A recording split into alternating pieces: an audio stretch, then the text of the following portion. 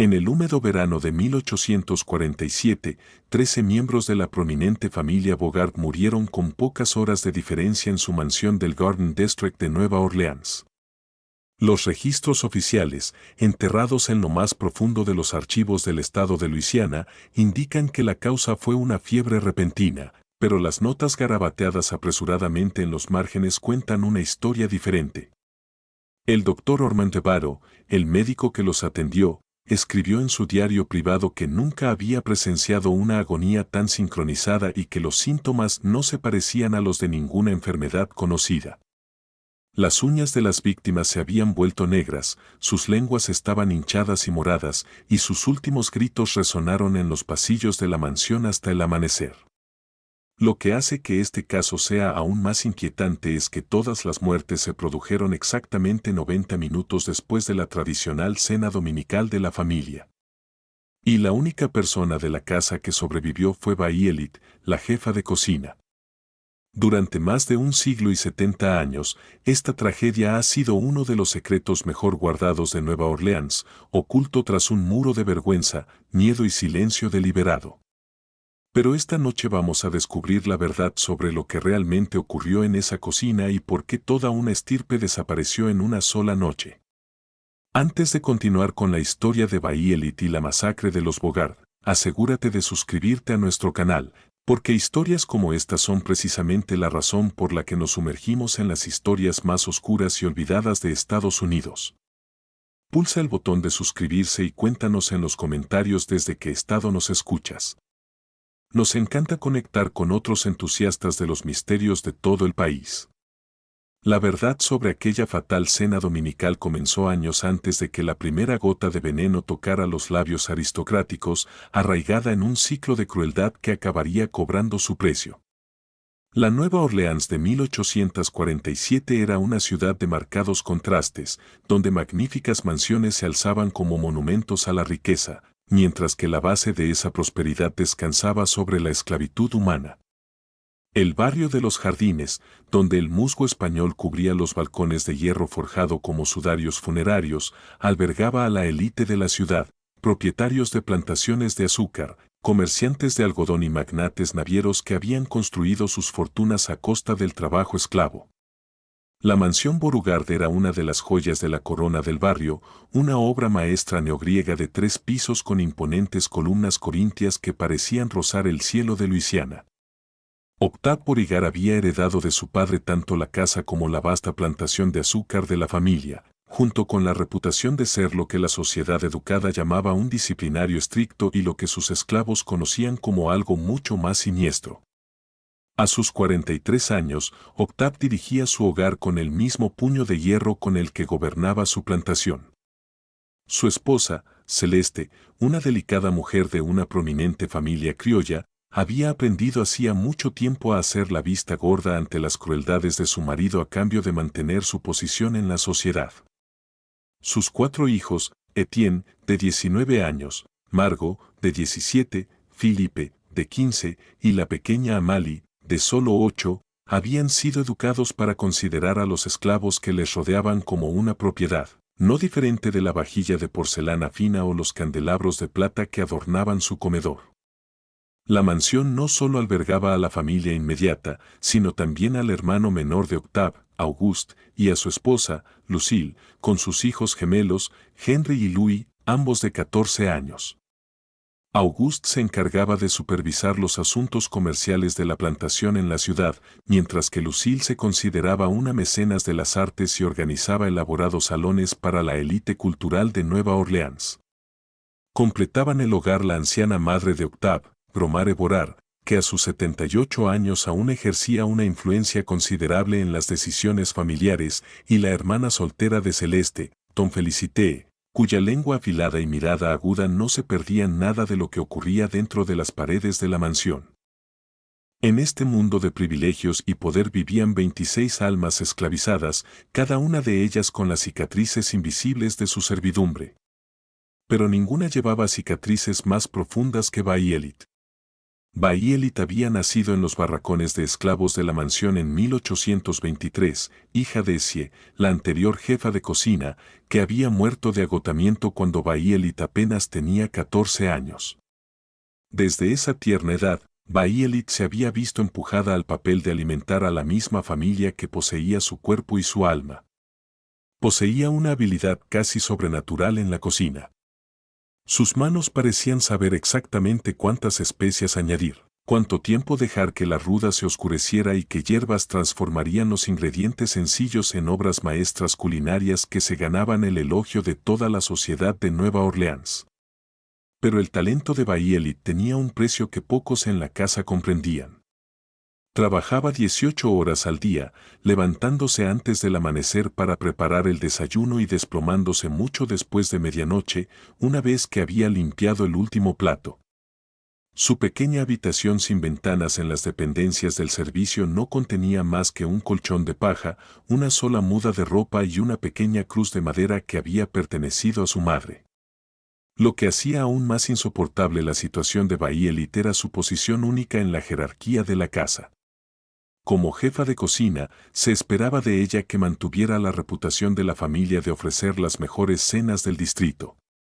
Sin embargo, se le prohibía probar la comida que preparaba. Conocía la textura de cada salsa a simple vista, el punto de cada asado por el olor y la dulzura de cada postre solo por intuición. Esta cruel ironía no se le escapaba a Octave, que disfrutaba recordándole que, aunque creaba comida digna de reyes, ella no comería más que sobras durante el resto de su vida. Los demás esclavos de la casa miraban a Bayelit con una mezcla de respeto y lástima. Respetaban sus habilidades y los pequeños privilegios que le otorgaba su posición. Rara vez la azotaban, nunca la enviaban a trabajar a los campos de caña y, a veces, recibía vestidos que las damas de la casa ya no usaban. Pero también compadecían su aislamiento, ya que su exigente horario le dejaba poco tiempo para las amistades y los pequeños momentos de alegría que hacían soportable su dura existencia. Entre el personal de la casa se encontraba Samuel, el hijo del encargado de las caballerizas, que a sus 28 años había llamado la atención de Bayelit a pesar de los peligros que tal atracción podía acarrear. Sus miradas furtivas a través del patio y sus conversaciones susurradas en la cocina después de medianoche habían florecido en algo más profundo. Aunque ambos sabían que el amor era un lujo que los esclavos rara vez podían permitirse. Samuel soñaba con comprar de alguna manera su libertad y comenzar una vida juntos en los territorios libres, pero en una plantación donde un campo fuerte podía reportar a su amo $50 al año de beneficio. Esos sueños parecían tan lejanos como las estrellas. También estaba el viejo Moses, el mayordomo que había servido a la familia durante más de 40 años y cuya espalda encorvada y cabello canoso contaban la historia de décadas pasadas inclinándose ante las exigencias de Bogart. Moses había desarrollado una habilidad casi sobrenatural para anticiparse a las necesidades de la familia, apareciendo con vino antes de que se le pidiera y sabiendo exactamente cuándo hacerse invisible durante sus conversaciones más privadas. Su lealtad a la familia era legendaria entre la sociedad de Nueva Orleans, aunque quienes lo observaban de cerca podían notar el frío fuego que ardía en sus ancianos ojos. La joven Lily, de apenas 16 años, trabajaba como doncella de Celeste y sus hijas. Su belleza no había pasado desapercibida para los hombres de la casa, y ella vivía con el temor constante de la atención que tal notoriedad podía acarrearle. Se movía por la mansión como un fantasma, tratando de permanecer invisible mientras realizaba sus tareas con la perfección que se esperaba de ella. En los establos trabajaba Thomas, el padre de Samuel, cuyo conocimiento de los caballos solo era comparable a su comprensión de cómo sobrevivir en un mundo diseñado para quebrarlo.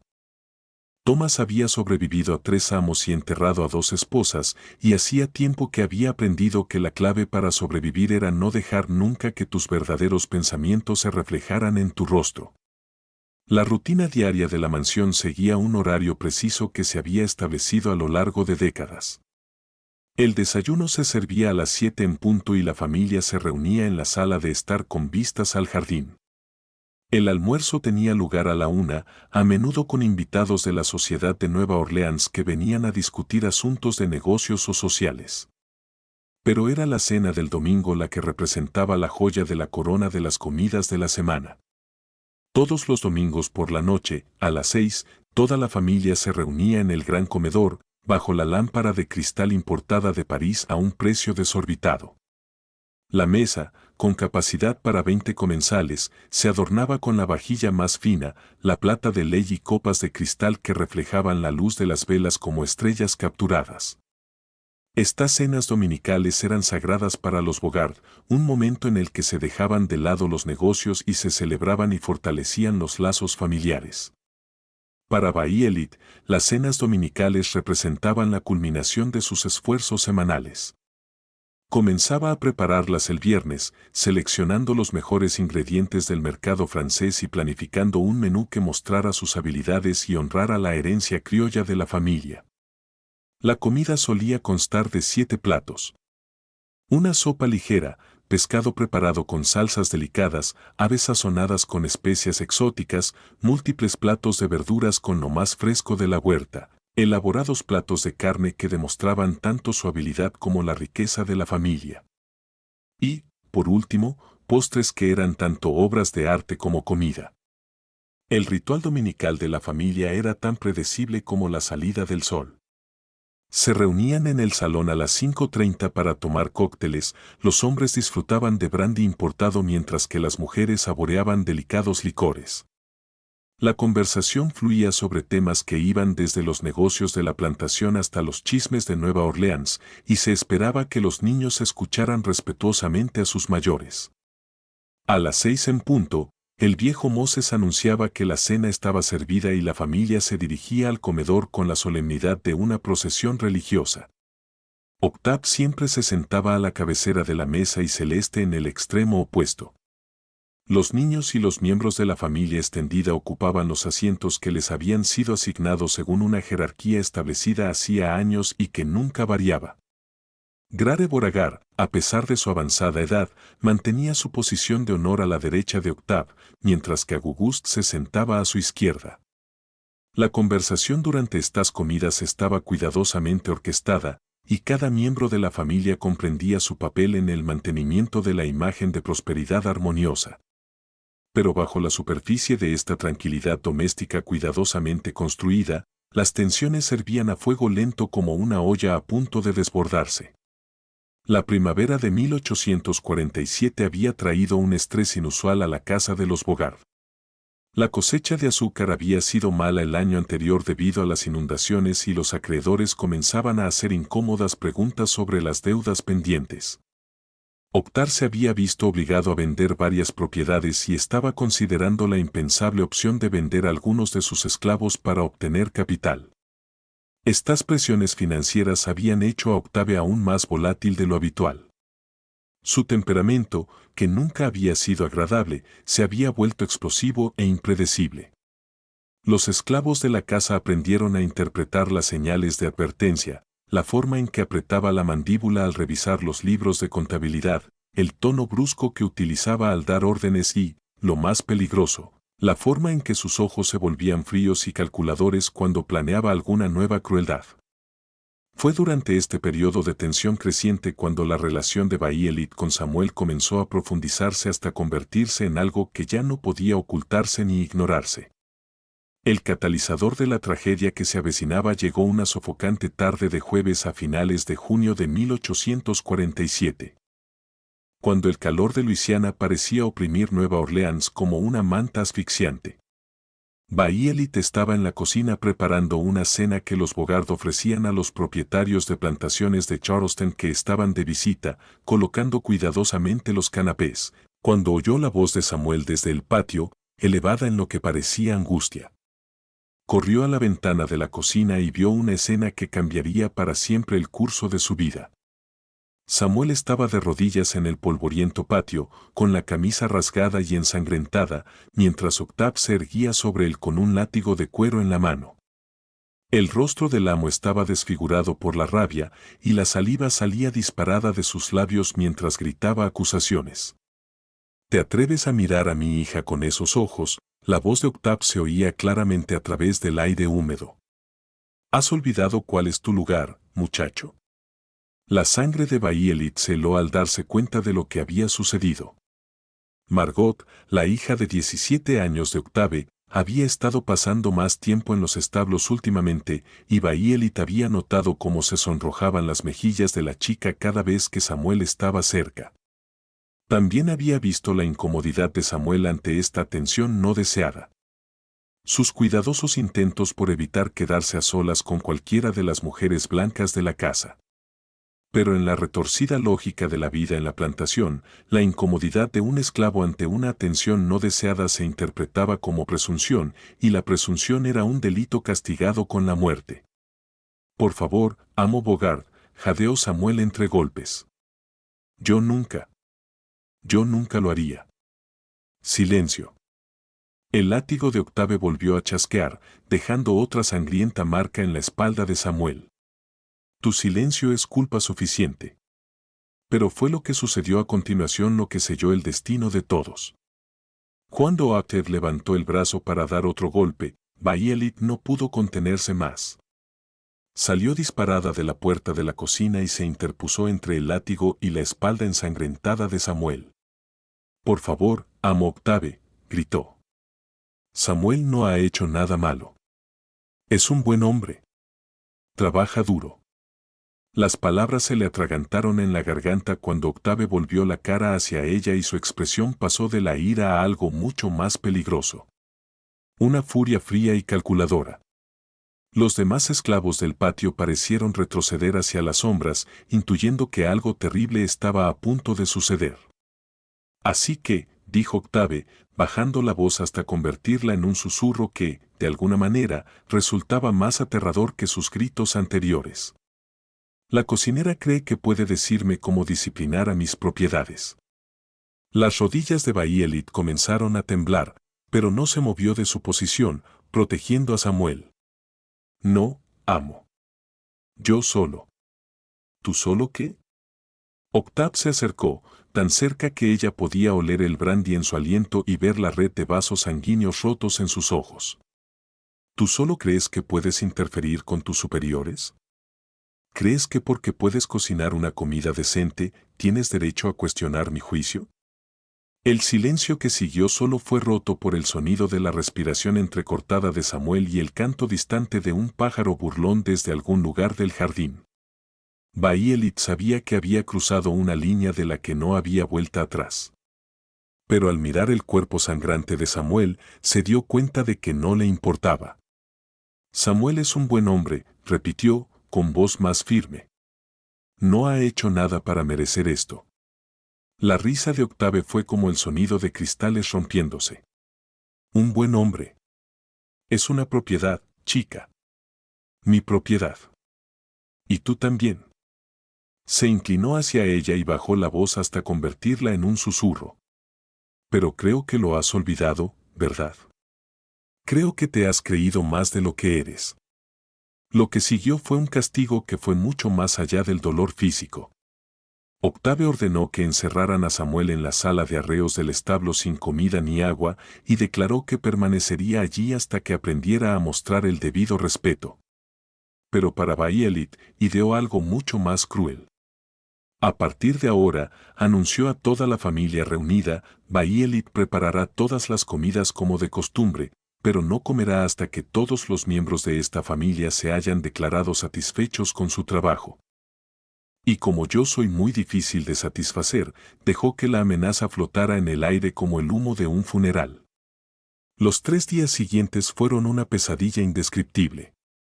Bayelit siguió preparando elaboradas comidas para la familia mientras se alimentaba solo de agua y de las ocasionales sobras que el viejo Moses o Lily le pasaban a escondidas cuando nadie miraba. Le temblaban las manos mientras amasaba el pan. Se le nublaba la vista mientras removía las salsas y sus piernas apenas podían soportar su peso mientras llevaba pesadas bandejas al comedor. Pero peor que su sufrimiento físico era la tortura psicológica que le infligía Octave. Criticaba todos los platos. La sopa estaba demasiado salada, la carne demasiado dura, las verduras demasiado cocidas, y cada crítica significaba otro día sin comida. Disfrutaba visiblemente describiendo los sabores y texturas de cada plato mientras ella permanecía de pie en un rincón del comedor, obligada a verlo comer la comida que ella había preparado, pero que no podía probar.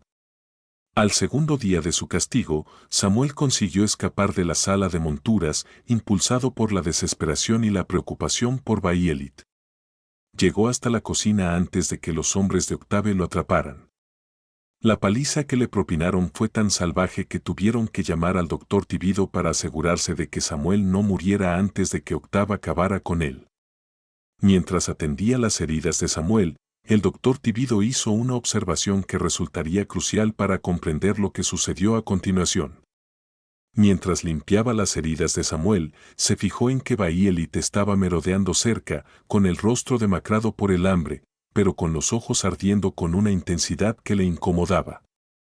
Esa chica, le dijo a su esposa más tarde esa noche, tiene el aspecto de alguien que ha sido empujado más allá del límite. Lo he visto antes en esclavos a los que se ha llevado demasiado lejos. Es una mirada peligrosa. El doctor Tibido era un hombre que comprendía el delicado equilibrio que mantenía unida a la sociedad de las plantaciones.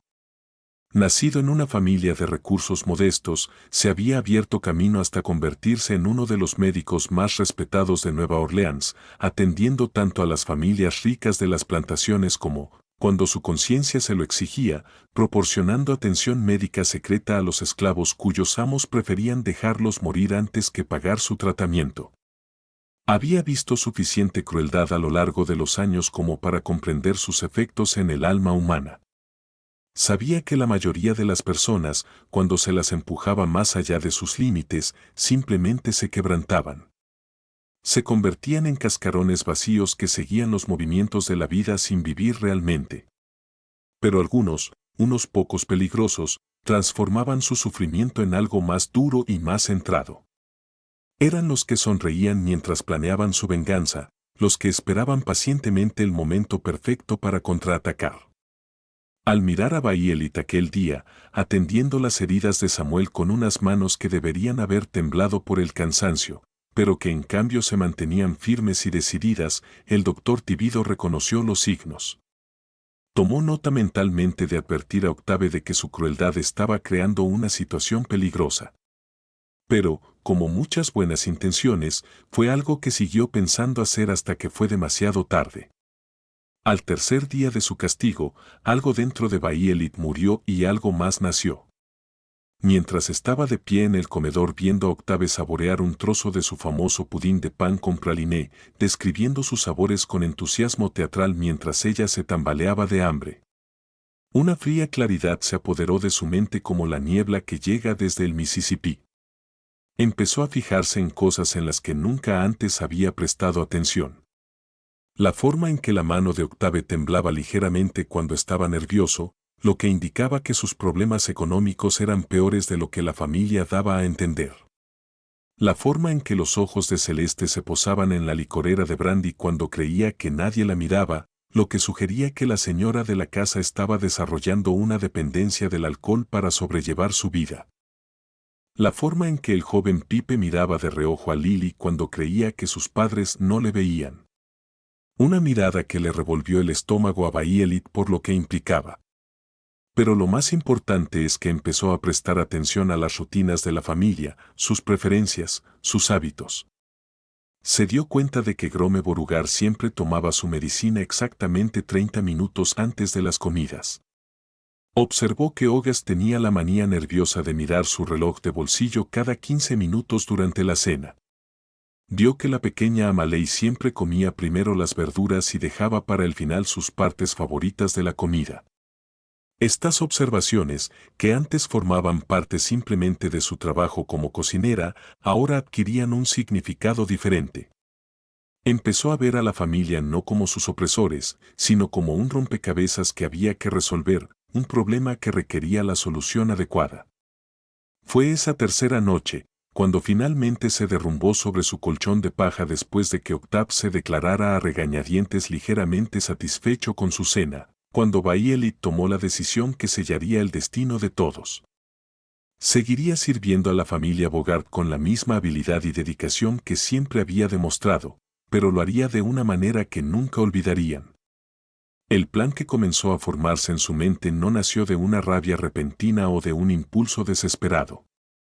Fue elaborado con la misma atención al detalle que ponía en sus mejores comidas, sazonado con la paciente sabiduría que había aprendido tras años de observar los hábitos y preferencias de la familia. Esperaría el momento perfecto. Y cuando ese momento llegara, serviría a la familia Bogart una comida que recordarían para siempre.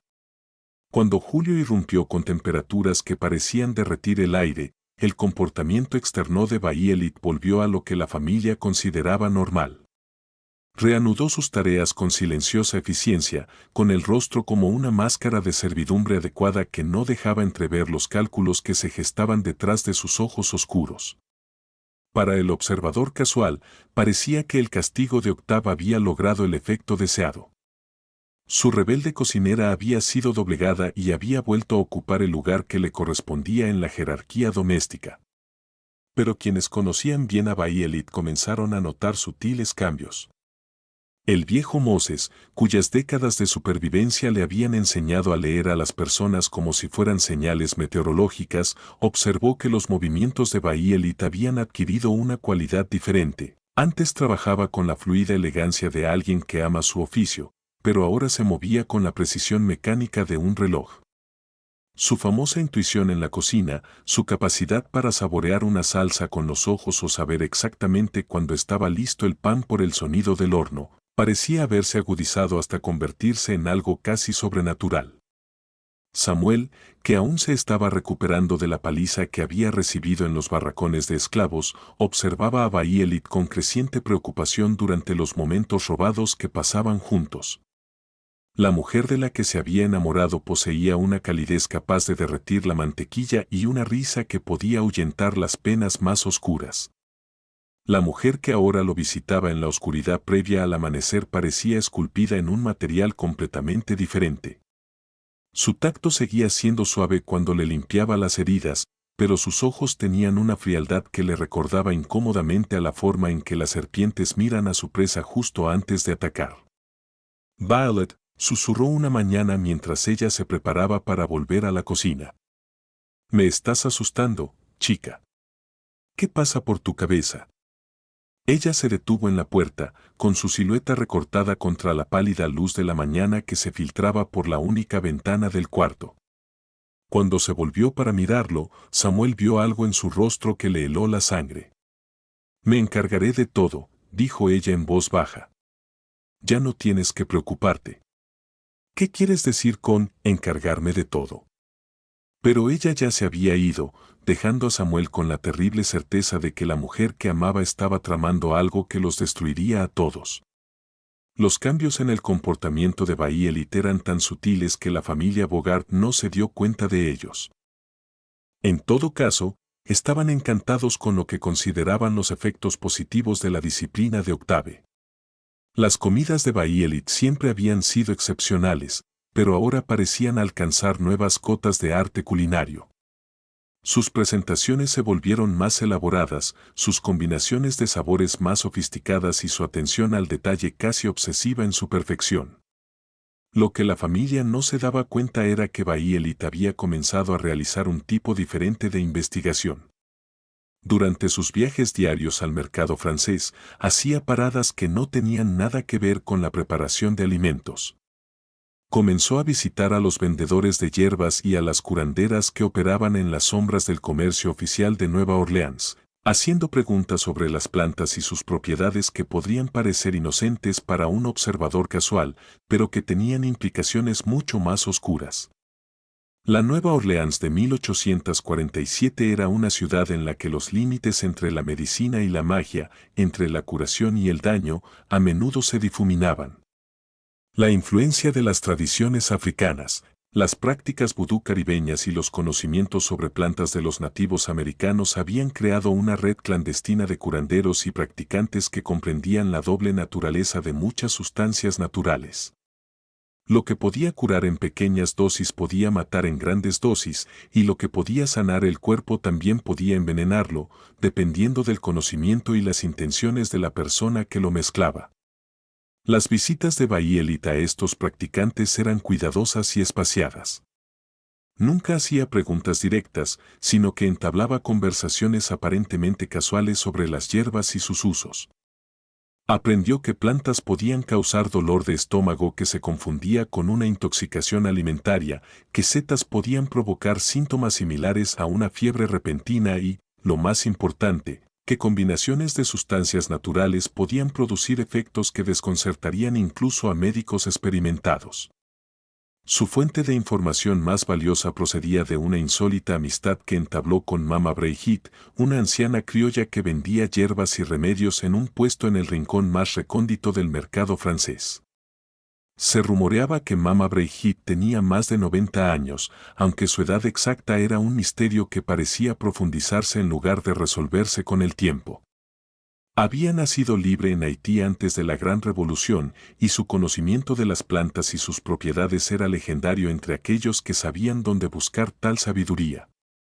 Mama Bridget nunca preguntó por qué una esclava de cocina estaba tan interesada en aprender sobre las propiedades medicinales de diversas hierbas y raíces. Quizás percibía la desesperación que se escondía tras las cuidadosas preguntas de Bayelit. O quizás simplemente entendía que el conocimiento era una forma de poder que no debía negarse a quienes más lo necesitaban. Fueran cuales fueran sus razones, comenzó a compartir información que ningún boticario respetable discutiría jamás con una esclava. Esta ruta de aquí, decía, sosteniendo un trozo nudoso de lo que parecía corteza de árbol. Es buena para los problemas estomacales en pequeñas cantidades, pero si se usa en exceso, causa problemas de otro tipo. Hace que una persona se ponga muy enferma, muy rápido. Bayelit absorbió esta información como una esponja, archivando cada detalle para futuras referencias. Aprendió sobre plantas que podían causar dificultad respiratoria, hierbas que podían afectar al ritmo cardíaco y setas que podían producir síntomas neurológicos que fácilmente podían confundirse con apoplejía o fiebre repentina. Pero quizás lo más valioso de todo fue que aprendió sobre el momento adecuado y la dosis. Mamá Bridget le explicó cómo el cuerpo humano procesaba diferentes sustancias, cuánto tiempo tardaban en hacer efecto diversos venenos y cómo calcular las dosis en función del peso corporal y la constitución. Este conocimiento transformó la comprensión que Bayelit tenía de su oficio. Empezó a ver la cocina no solo como una forma de nutrir el cuerpo, sino como un medio para controlarlo. A medida que avanzaba el verano, Bayelit comenzó a realizar pequeños experimentos que pasaron completamente desapercibidos para la familia. Añadía pequeñas cantidades de diversas hierbas a diferentes platos y observaba atentamente las reacciones de la familia.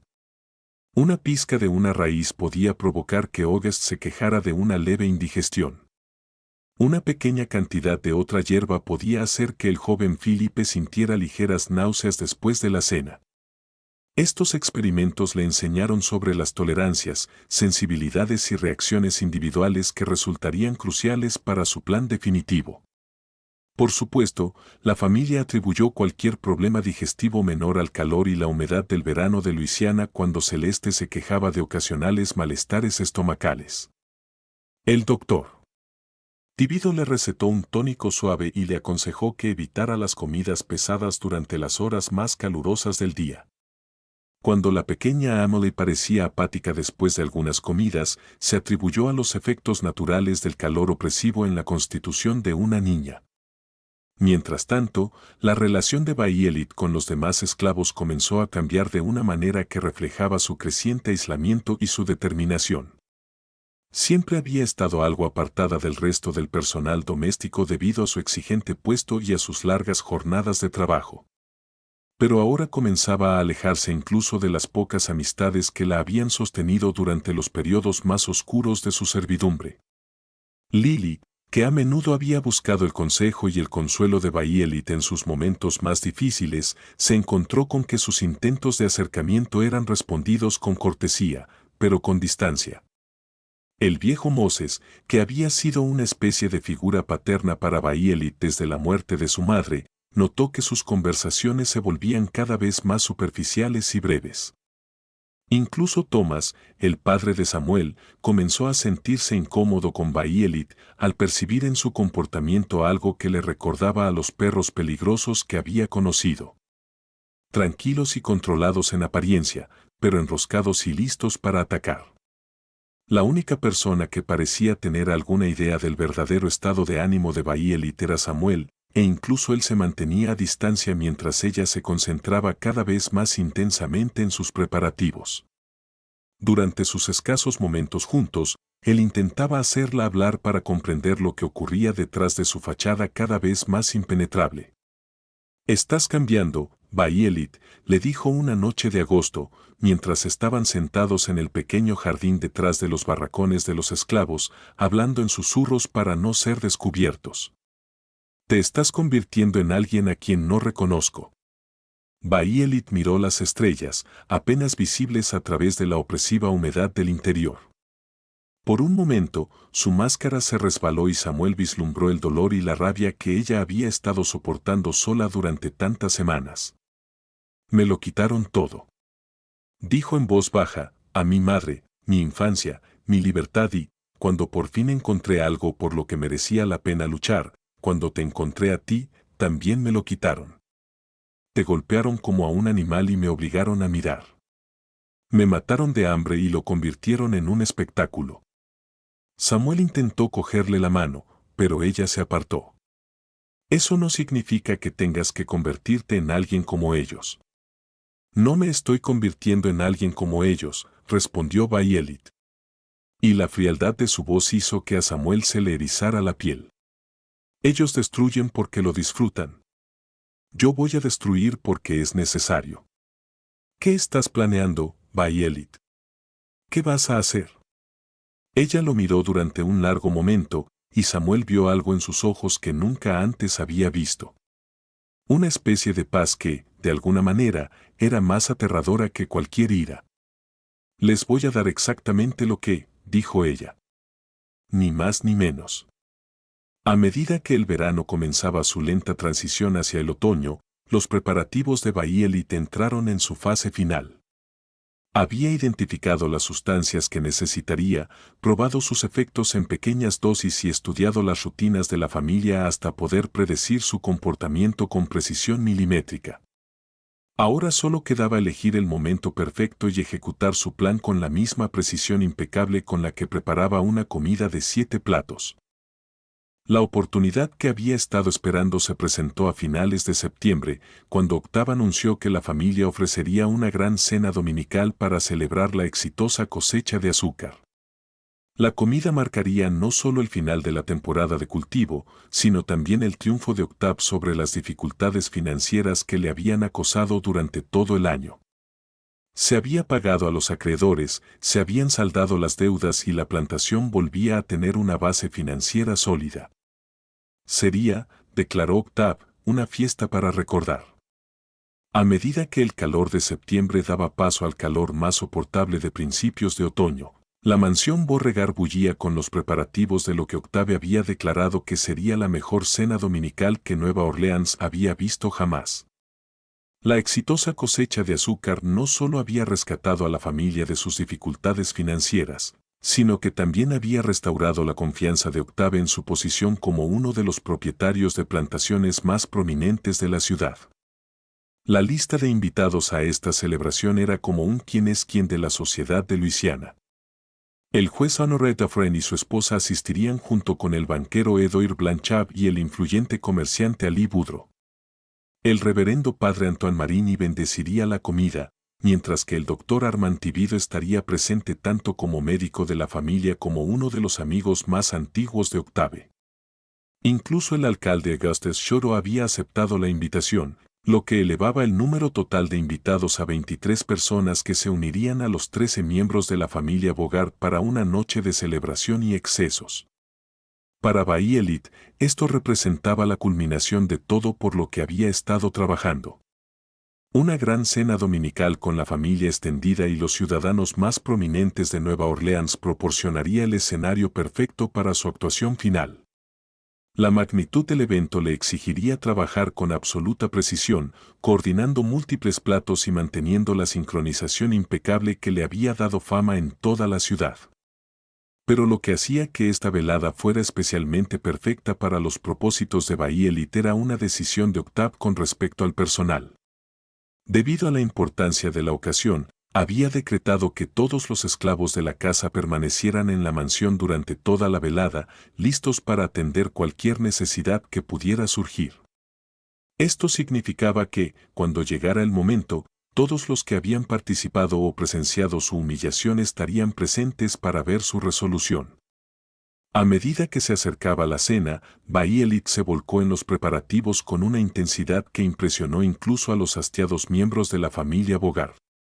Pasó horas en el mercado francés seleccionando los ingredientes con una meticulosidad que rayaba en la obsesión.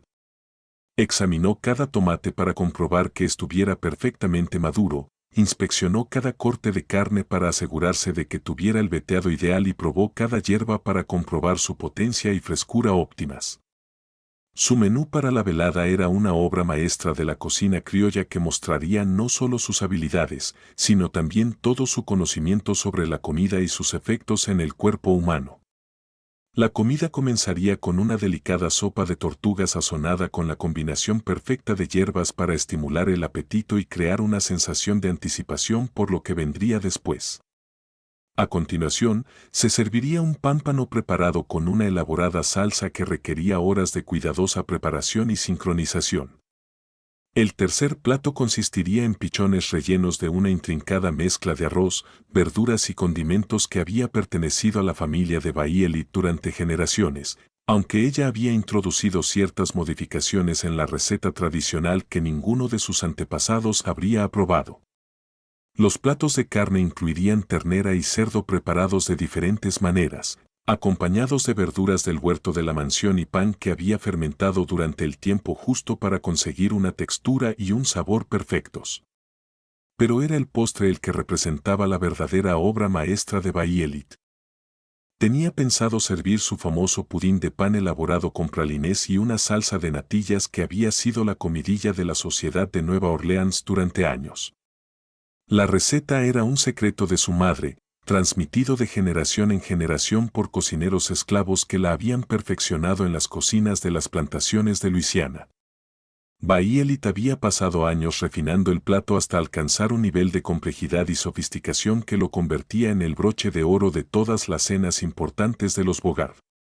Lo que ninguno de los comensales sabría era que Bahía Elite había pasado el último mes perfeccionando una receta muy diferente, una que transformaría esta celebración en algo mucho más memorable de lo que cualquiera de ellos podría imaginar. Sus preparativos finales comenzaron el viernes por la mañana, cuando hizo su última visita al puesto de Mama Brigitte en el mercado francés. La anciana la saludó con la misma sonrisa cómplice que había mostrado en todos sus encuentros anteriores. Pero esta vez había algo diferente en sus ojos ancianos. Una especie de tristeza que parecía reconocer lo que estaba a punto de suceder. ¿Estás segura del camino que estás tomando, niña? Preguntó Mama Brad mientras envolvía las últimas hierbas que Bahía Elite necesitaría en un trozo de papel marrón. Una vez que empieces por este camino, no hay vuelta atrás. Bahía Elite la miró fijamente sin pestañear. Ya he avanzado demasiado como para dar marcha atrás. Ellos se han encargado de ello. Mama Brigitte asintió lentamente y le entregó el paquete. Entonces que Dios tenga piedad de todas vuestras almas, susurró. Porque ninguno de vosotros la encontrará en ningún otro sitio. Ese fin de semana, mientras Bahía Elite comenzaba el intrincado proceso de preparación para la fiesta del domingo, su comportamiento adquirió un carácter casi ritual que inquietó a quienes lo observaban de cerca. Se movía por la cocina con la precisión de un relojero que ensambla el reloj más delicado, cada acción calculada y deliberada. Su costumbre de tararear mientras trabajaba había cesado por completo, sustituida por un silencio que parecía llenar la cocina como la niebla. Samuel, aún convaleciente de sus heridas, pero ya capaz de moverse por la plantación con movilidad limitada, encontró excusas para visitar la cocina durante todo el fin de semana. Lo que vio allí le llenó de un temor que no podía expresar con palabras. Bayelit trabajaba con precisión mecánica, con el rostro inexpresivo, mientras preparaba los componentes de la comida con una especie de fría maestría que no se parecía en nada al placer que antes le producía cocinar. El sábado por la noche, cuando Bayelit terminó los preparativos preliminares para el banquete del día siguiente, Samuel finalmente se enfrentó a ella directamente. Esperó hasta que la cocina quedó vacía, excepto por ellos dos, y luego se acercó a ella mientras limpiaba los cuchillos con obsesiva minuciosidad. Bayelit, te lo ruego, dijo, con una voz apenas superior a un susurro. Sea lo que estés planeando, no lo hagas. Podemos encontrar otra manera. Ella no levantó la vista de su trabajo, pero sus manos se detuvieron sobre la hoja que estaba puliendo. ¿Otra forma de qué, Samuel? ¿De liberarnos? ¿De conseguir justicia? Finalmente, ella levantó los ojos para mirarlo y Samuel vio algo en ellos que lo hizo retroceder involuntariamente. ¿Crees que hay justicia para gente como nosotros? ¿Crees que si esperamos lo suficiente, rezamos lo suficiente, trabajamos lo suficiente, alguien vendrá y arreglará las cosas? Creo que si haces lo que estás planeando, te destruirás a ti mismo junto con ellos. Bayelit dejó el cuchillo y se volvió para mirarlo de frente. Ya estoy destruida, Samuel. Lo único que queda es decidir si voy a morir sola o si los llevo conmigo. ¿Y yo? ¿Qué pasa con nosotros? ¿Qué? Por primera vez en semanas, Samuel vio un destello de la mujer de la que se había enamorado en el rostro de Bayelit, pero desapareció tan rápido que podría haber sido su imaginación. Si realmente me amas, dijo ella en voz baja, encontrarás la manera de no estar aquí mañana por la noche. Samuel la miró fijamente durante un largo momento, y finalmente comprendió lo que ella quería decir. Dios mío, Bayelit, ¿qué has hecho? Pero ella ya había vuelto a su trabajo, y Samuel sabía que cualquier oportunidad que hubiera tenido de hacerla cambiar de opinión había pasado hacía semanas, en un patio polvoriento bajo un sol abrasador, cuando un látigo había caído sobre su espalda y algo dentro de la mujer que amaba había muerto para siempre. El domingo 3 de octubre de 1847 amaneció despejado y fresco, con el primer indicio de otoño en el aire que hizo que los residentes de Nueva Orleans agradecieran el final de otro verano brutal. La mansión Bogart cobró vida antes del amanecer, mientras el personal doméstico se preparaba para lo que todos sabían que sería el evento social de la temporada. Bayelit se levantó antes del amanecer, como había hecho todos los días durante los últimos 10 años. Pero aquella mañana tenía un significado que iba mucho más allá de la rutina. Mientras se vestía con el delantal blanco limpio y el pañuelo que cubría su cabeza, que eran el uniforme de su puesto, se vio reflejada en el pequeño trozo de espejo roto que le servía de tocador. El rostro que le devolvía la mirada parecía pertenecer a una desconocida, con las mejillas hundidas por el peso que había perdido durante su castigo y con unos ojos que transmitían una especie de terrible calma. Se quedó un momento estudiando su reflejo, memorizando el rostro de la mujer que había sido antes de darse la vuelta para comenzar el día de trabajo más importante de su vida. La cocina se convirtió en una sinfonía de caos controlado mientras Bayelit orquestaba la preparación de la comida más elaborada que jamás había intentado. Pero, a diferencia de las grandes cenas anteriores, en las que había trabajado junto con el resto del personal de cocina, hoy insistió en encargarse ella sola de los elementos más cruciales. Preparó las salsas en soledad, mezcló los condimentos sin ayuda y protegió su espacio de trabajo con un celo que la sorprendió incluso a ella misma. El viejo Moses, cuyas funciones como mayordomo le obligaban a coordinar la cocina y el comedor, se dio cuenta de que Bayelit parecía haber desarrollado una conciencia casi sobrenatural de la ubicación de todos en la casa. Ella detenía su trabajo cada vez que se acercaban pasos y, en varias ocasiones, él la sorprendió escuchando atentamente las conversaciones en otras habitaciones, como si estuviera siguiendo los movimientos de todas las personas de la mansión. Las chicas tienen hoy oídos de gato, le susurró a Lily mientras pulían la plata en la despensa, actúa de una forma más extraña de lo que jamás la he visto actuar. Lily, cuyos nervios estaban a flor de piel por la presión de servir a invitados tan importantes, asintió distraídamente. Llevaba semanas comportándose de forma extraña, desde que el señor Octave la castigó a ella y a Samuel. Lo que ninguno de los dos se daba cuenta era que la mayor atención de Bayelit tenía un propósito muy específico. Había pasado meses aprendiendo las rutinas y los hábitos de la familia. Pero hoy necesitaba rastrear sus ubicaciones y actividades precisas para asegurarse de que su sincronización fuera perfecta. Cada elemento de su plan dependía de una sincronización que haría sentir orgulloso a un relojero suizo. A medida que avanzaba la mañana, la mansión se llenó de los sonidos y olores de los preparativos. Se colocaron flores frescas en todas las habitaciones. El cristal se pulió hasta alcanzar un brillo que parecía capturar y multiplicar la luz de las velas, y la mesa del comedor se dispuso con una precisión que rayaba en lo matemático. La mejor vajilla de la familia Bogart, importada de Limoges a un precio desorbitado, brillaba sobre los manteles de lino irlandés, mientras que los cubiertos de plata esterlina reflejaban la luz de la lámpara de araña como estrellas dispersas. Alrededor del mediodía, los miembros de la familia comenzaron sus propios preparativos para las festividades de la noche. Celeste pasó horas con Lily, peinándola con un estilo elaborado que requería docenas de horquillas y una generosa aplicación de pomada. Grom Borar, a pesar de su avanzada edad, insistió en ponerse su mejor vestido de seda negra y las joyas de esmeraldas que habían pertenecido a la familia durante 3 generaciones. Los hombres de la familia se reunieron en el estudio de Octave para probar el brandy importado que se serviría después de la cena. Su conversación abarcó desde el éxito de la cosecha de azúcar hasta especulaciones sobre la situación política en Washington. Auguste, rebosante de orgullo por la recuperación financiera de la plantación, estaba especialmente animado y entretenía a los demás con historias sobre sus astutas negociaciones comerciales.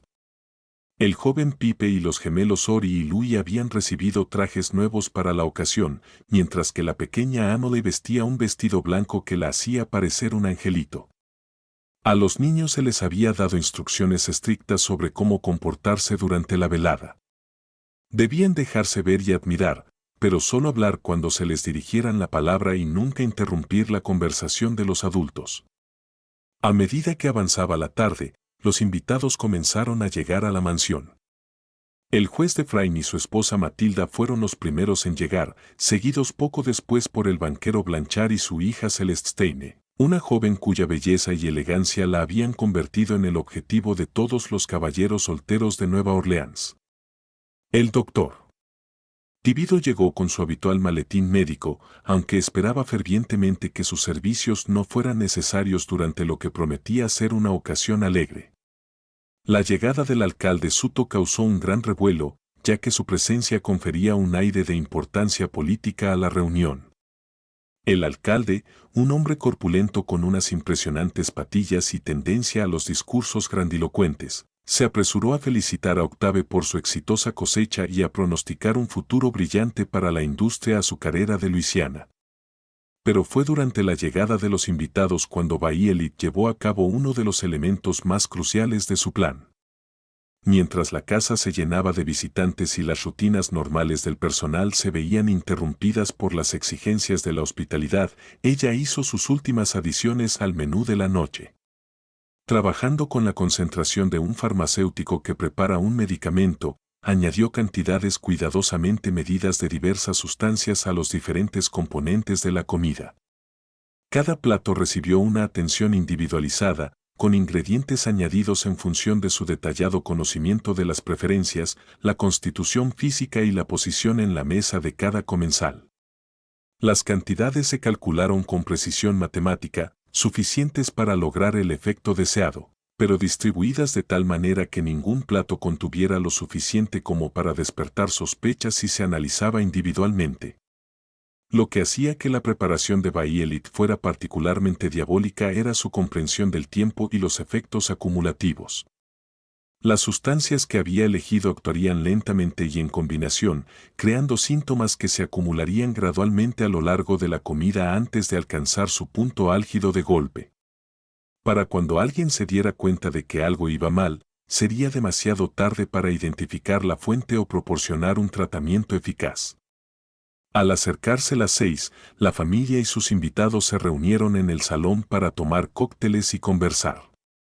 El ambiente era de celebración y triunfo, con Octave presidiendo la reunión como un rey que recibe el tributo de sus súbditos.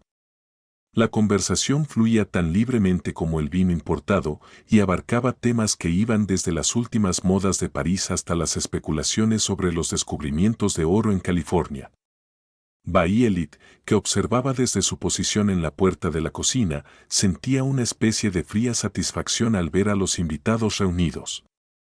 Todas las personas que habían contribuido a su sufrimiento, todos los miembros de la familia que habían participado o ignorado su humillación, todos los pilares de la sociedad que habían creado y mantenido el sistema que le había robado la vida. Todos estaban allí, vestidos con sus mejores galas y listos para degustar su obra maestra. A las 6 en punto, el viejo Moses apareció en la puerta del salón e hizo una reverencia respetuosa. «Damas y caballeros», anunció con su voz más formal. «La cena está servida». Justo cuando pensábamos que lo habíamos visto todo, el horror en la mansión Bogart se intensifica. Si esta historia te está dando escalofríos, comparte este video con un amigo al que le gusten los misterios oscuros. Dale al botón me gusta para apoyar nuestro contenido y no olvides suscribirte para no perderte historias como esta. Descubramos juntos qué pasa a continuación. La procesión hacia el comedor siguió el protocolo establecido que había regido las comidas de la familia Bogart durante décadas. Octave iba delante con el alcalde Suto, mientras que Celeste seguía con el juez Dufresne. Los demás invitados y miembros de la familia se dispusieron según la jerarquía social, con Grant Poror ocupando su lugar de honor a pesar de necesitar la ayuda del joven Etienne para recorrer la corta distancia que separaba el salón del comedor. El comedor se había transformado en una visión de opulencia que habría impresionado incluso a los miembros más hastiados de la sociedad de Nueva Orleans. Docenas de velas proyectaban un cálido resplandor sobre los invitados, mientras que las copas de cristal captaban y reflejaban la luz como diamantes capturados. El aroma de la cocina de Bailey llenaba el aire con promesas de delicias culinarias que ya habían hecho la boca agua a todos los presentes. A medida que los comensales ocupaban sus asientos, una sensación de expectación invadió la sala. Octave había alabado las habilidades de Bailey durante toda la semana, creando expectativas sobre lo que, según él, sería la mejor comida que cualquiera de ellos hubiera probado jamás.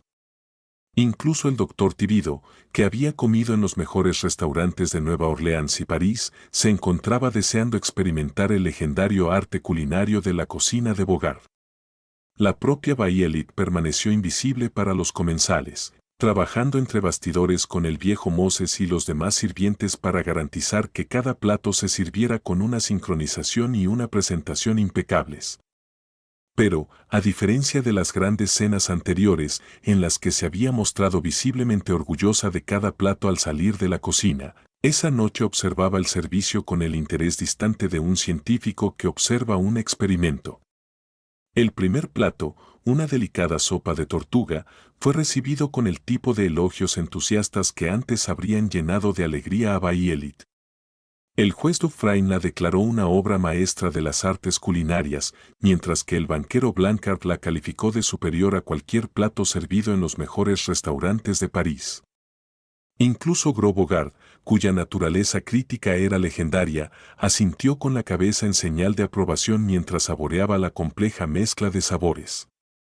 Lo que ninguno de los comensales sabía era que la sopa contenía la primera de varias dosis cuidadosamente medidas que actuarían en combinación a lo largo de la velada. Las hierbas que Bailey había seleccionado se absorberían lentamente en sus organismos, creando un efecto acumulativo que solo se manifestaría cuando todos los componentes estuvieran en su sitio. El segundo plato, preparado por Pompano con una elaborada salsa que había requerido horas de preparación, siguió cosechando elogios unánimes. El alcalde Suto, cuya apreciación por la buena comida era bien conocida en toda la ciudad, lo declaró digno de los propios dioses y pidió la receta que Octave prometió con orgullo obtener de su talentoso cocinero. A medida que avanzaba la comida, la conversación en el comedor se volvía cada vez más animada y jovial. El vino fluía libremente, soltando lenguas y creando un ambiente de celebración que parecía volverse más festivo con cada plato. Se compartían historias, se contaban chistes y se brindaba por todo, desde la cosecha exitosa hasta el brillante futuro de Luisiana como estado. Pero Bayelit, que observaba desde la puerta de la cocina, comenzó a notar sutiles cambios en algunos de los comensales que escapaban a la atención de todos los demás. El habitual apetito voraz de August parecía haber disminuido ligeramente, aunque seguía elogiando cada plato con entusiasmo. Celeste parecía sentir una leve molestia, y de vez en cuando se llevaba la mano al estómago en un gesto que intentaba que fuera sutil. El joven Pipe parecía ligeramente sonrojado, aunque esto podía atribuirse fácilmente a la emoción de cenar con invitados tan distinguidos. Los platos de carne se presentaron con una pompa que provocó exclamaciones de admiración entre los comensales. La ternera se había preparado según una receta que ponía de manifiesto no solo las habilidades técnicas de Bayelit, sino también su sensibilidad artística, mientras que el plato de cerdo demostró combinaciones de sabores que varios de los invitados declararon no haber probado nunca antes. Fue durante esta parte de la comida cuando el doctor Tibido notó por primera vez algo que más tarde resultaría significativo para su comprensión de lo que ocurrió esa noche. Mientras observaba a los demás comensales con su ojo entrenado de médico, comenzó a detectar sutiles signos de malestar físico que parecían incompatibles con el ambiente festivo. Groborar, a pesar de su apreciación vocal de la comida, parecía tener algunas dificultades para tragar. Su nieto Henry sudaba más de lo que cabría esperar en una noche cálida. El estilo de conversación animado habitual del banquero Blanchard parecía requerir más esfuerzo de lo normal, como si estuviera luchando contra algún tipo de fatiga. Pero estas observaciones fueron fugaces y fácilmente descartables en el contexto de una rica comida servida en una noche cálida a personas que llevaban horas celebrando. El doctor Tibido tomó nota mentalmente, pero no vio motivo de preocupación inmediata, sobre todo teniendo en cuenta el entusiasmo general por cada plato que se servía. El postre representaba la verdadera obra maestra de Bayelit, no solo en el arte culinario, sino también en su arte más siniestro. El pudín de pan estaba preparado exactamente como le había enseñado su madre, con pralines cocinados hasta alcanzar una caramelización perfecta y una salsa de natillas que lograba una consistencia que parecía casi imposible de conseguir. Pero oculto en este triunfo de la cocina criolla tradicional se encontraba el componente final de la receta mortal de Bayelit. Cuando se sirvió el postre, acompañado de café y licores después de la cena, los elogios alcanzaron cotas casi ridículas. El alcalde Suto declaró que tendría que revisar su opinión sobre cuál era el mejor postre de Luisiana, mientras que el juez Dufra sugirió que el talento de Bayelit se desperdiciaba en un hogar privado y que debería cocinar para la realeza. Octave se regodeó en la gloria reflejada de las habilidades de su cocinera, aceptando las felicitaciones como si él mismo hubiera creado la magnífica comida. Levantó su copa en un brindis por la mejor cocinera de toda Luisiana, cuyo talento había convertido esta velada en un triunfo que se recordaría durante años, si hubiera sabido lo proféticas que resultarían esas palabras.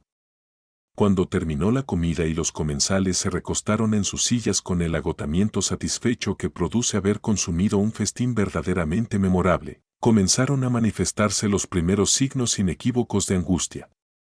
August, que momentos antes había estado entreteniendo a la mesa con divertidas historias, se detuvo de repente a mitad de una frase y se llevó la mano a la garganta, con el rostro contorsionado en una expresión de confusión y dolor. Siento, comenzó a decir, pero las palabras parecían atascarse en su garganta como espinas. Celeste, que se había estado abanicando delicadamente con su abanico de seda, de repente lo dejó caer cuando sus manos comenzaron a temblar incontrolablemente. El color se desvaneció de su rostro, dejando su tez del color del pergamino viejo. Algo va mal, dijo el doctor Tibo, levantándose de su silla con la repentina alerta de un hombre cuya formación médica acababa de activarse ante una emergencia. Pero incluso mientras hablaba, sintió que su propio estómago se revolvió de una forma que no tenía nada que ver con haber comido en exceso. En cuestión de minutos, el elegante comedor se había transformado en una escena de caos y horror. Uno tras otro, los comensales comenzaron a experimentar síntomas que progresaban con aterradora rapidez. Lo que había comenzado como una leve molestia se convirtió rápidamente en un fuerte dolor abdominal, acompañado de náuseas, dificultad para respirar y una sensación de ardor que parecía extenderse por sus cuerpos como un incendio forestal. Grobo Rugard fue el primero en desplomarse. Su anciano cuerpo era incapaz de soportar el ataque de las sustancias que recorrían su organismo. Cayó de la silla con un estruendo que hizo añicos el vaso de cristal que tenía delante, esparciendo fragmentos por la mesa de caoba como mortíferos copos de nieve. La joven Amalí, con su vestido blanco orundandi, ahora manchado de sudor y cosas peores, comenzó a llorar por su madre con una voz que se debilitaba progresivamente a medida que el veneno hacía efecto. Su pequeño cuerpo, con un metabolismo más rápido, procesaba las sustancias mortales más rápidamente que los adultos, lo que hacía que su sufrimiento fuera más intenso y, afortunadamente, más breve. El alcalde Suto, olvidando su dignidad política ante la agonía mortal, se arrastró por el suelo del comedor hacia la puerta, dejando un rastro de vómito a su paso mientras su cuerpo intentaba en vano purgarse de las sustancias que estaban apagando sistemáticamente sus órganos. El doctor Tibido, incluso cuando su propia visión comenzó a nublarse y sus manos temblaban incontrolablemente, intentó prestar asistencia médica a las demás víctimas. Pero su formación nunca lo había preparado para algo así. Un envenenamiento masivo que afectaba a múltiples sistemas del cuerpo simultáneamente y que parecía diseñado para abrumar todas las defensas naturales del cuerpo humano. «Pide ayuda», logró decirle al anciano Moses, que estaba parado en la puerta, paralizado por la conmoción ante la escena que se desarrollaba ante él. «Envía a buscar, envía a buscar». Pero las palabras se le atragantaron en la garganta cuando otra oleada de agonía lo dobló por la mitad, y se dio cuenta con la certeza lúcida que a veces surge en momentos de crisis extrema de que la ayuda llegaría demasiado tarde para todos ellos. En la cocina, Bayelit permanecía completamente inmóvil, escuchando los sonidos del caos y la muerte que emanaban del comedor. Su rostro permanecía inexpresivo, pero las lágrimas corrían por sus mejillas en un torrente constante. No eran lágrimas de arrepentimiento, sino de liberación, como si una presión que se había ido acumulando en su interior durante meses finalmente encontrara su salida. Samuel la encontró allí, de pie como una estatua en medio de la cocina que había gobernado durante tantos años. Había intentado seguir su consejo de ausentarse de la plantación esa noche, pero su amor por ella le había impedido marcharse. Al oír los gritos y ver sus lágrimas, comprendió la magnitud de lo que había hecho. Bayelit, susurró, acercándose a ella con las manos temblorosas, no por el veneno, sino por el dolor. «¿Qué has hecho?». Ella se volvió hacia él y, por primera vez en semanas, vio en sus ojos algo que se parecía a la mujer de la que se había enamorado. Pero solo era un parecido. La mujer que había conocido había desaparecido para siempre, sustituida por alguien que el sufrimiento había transformado en un instrumento de justicia tan terrible y definitivo como la propia tumba. «Les di exactamente lo que se merecían», dijo en voz baja, apenas audible por encima de los sonidos cada vez más débiles que provenían del comedor. Ni más ni menos. A medianoche, la mansión Bogart había quedado en silencio, salvo por las oraciones susurradas de los esclavos supervivientes y el rasgueo de la pluma del doctor Tibido, que se esforzaba por completar los certificados de defunción exigidos por la ley. Su propia supervivencia seguía siendo un misterio que le intrigaría durante el resto de su vida. Quizás le había salvado el hecho de que comiera porciones más pequeñas debido a su apetito naturalmente modesto. O quizás los años de exposición de su cuerpo a diversos medicamentos le habían dado cierta resistencia al cóctel mortal que Bayelit había preparado. La causa oficial de la muerte registrada en los registros parroquiales que aún existen hoy en día en los archivos del estado de Luisiana figuraba como fiebre repentina de origen desconocido. El doctor Tibido sabía que esto no era exacto, pero también entendía que la verdad no serviría a nadie. Un envenenamiento masivo en una de las reuniones sociales más destacadas de Nueva Orleans habría sembrado el pánico en toda la ciudad y destruido la reputación de todos los relacionados con el apellido Bogart. Más pragmáticamente, reconoció que Bayelit había urdido su venganza con tal habilidad que demostrar el asesinato sería prácticamente imposible. Las sustancias que había utilizado eran todas naturales y sus efectos combinados serían imposibles de identificar con los conocimientos médicos y las técnicas de investigación disponibles en 1847. Cualquier autopsia solo revelaría que las víctimas habían muerto por un fallo orgánico sistémico, lo que podría atribuirse a cualquier número de causas naturales. Las secuelas de lo que se conoció en conversaciones susurradas como la tragedia de los Bogart resonaron en toda la sociedad de Nueva Orleans durante los años siguientes. La plantación, con toda la familia propietaria muerta, fue embargada por los acreedores y vendida en una subasta. La mansión permaneció vacía durante casi una década antes de ser comprada por un empresario del norte que no conocía su historia. Los esclavos de la casa de los Bogart fueron dispersados entre diferentes compradores de Luisiana. Sus familias se separaron por la fría matemática de la liquidación de la finca. Algunos, como el viejo Moses y Thomas, fueron comprados por propietarios de plantaciones que valoraban su experiencia y habilidades. Otros, especialmente los más jóvenes, como Lily, desaparecieron en la vasta red de tráfico de personas que suministraba mano de obra a las plantaciones de azúcar de todo el sur. Samuel sobrevivió lo suficiente como para ser vendido a una plantación de algodón en Mississippi, donde murió 2 años más tarde en un accidente que pudo haber sido o no realmente accidental.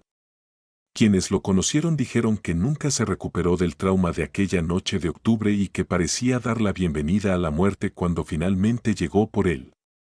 La propia Bayelit desapareció por completo de los registros históricos después de esa noche. Algunas versiones sugieren que fue vendida a una plantación en las remotas parroquias de Luisiana, donde murió en el anonimato a los pocos años.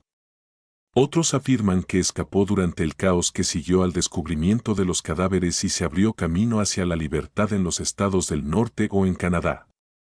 Pero la leyenda más persistente que se susurró entre las comunidades criollas de Nueva Orleans durante generaciones sostenía que Bayelit nunca fue capturada ni vendida porque simplemente se alejó de la plantación esa noche y desapareció entre las sombras del barrio francés.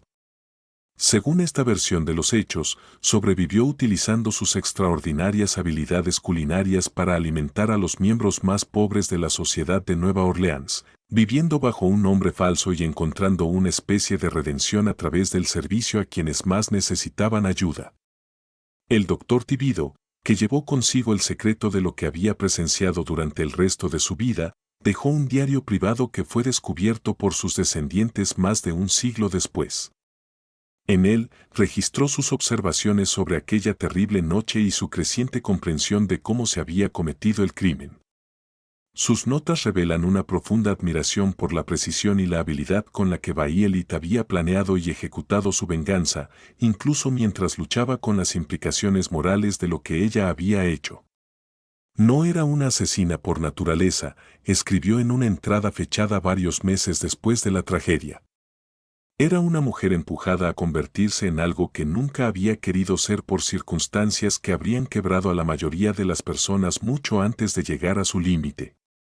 Si hay que atribuir culpa en este asunto, debe ser compartida por todos los que participamos o toleramos el sistema que creó tal desesperación.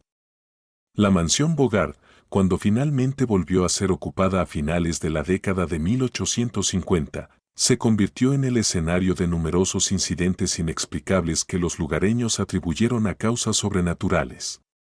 Los invitados a la cena informaron que se sentían repentinamente enfermos durante las comidas. Los sirvientes se quejaban de extraños olores que emanaban de la cocina, y más de un cocinero renunció después de afirmar haber visto la figura de una joven negra de pie junto a la estufa en las horas previas al amanecer. Estas historias, combinadas con los persistentes rumores sobre la verdadera causa de la desaparición de la familia Bogart, contribuyeron a la reputación de la mansión como una de las casas más embrujadas de Nueva Orleans.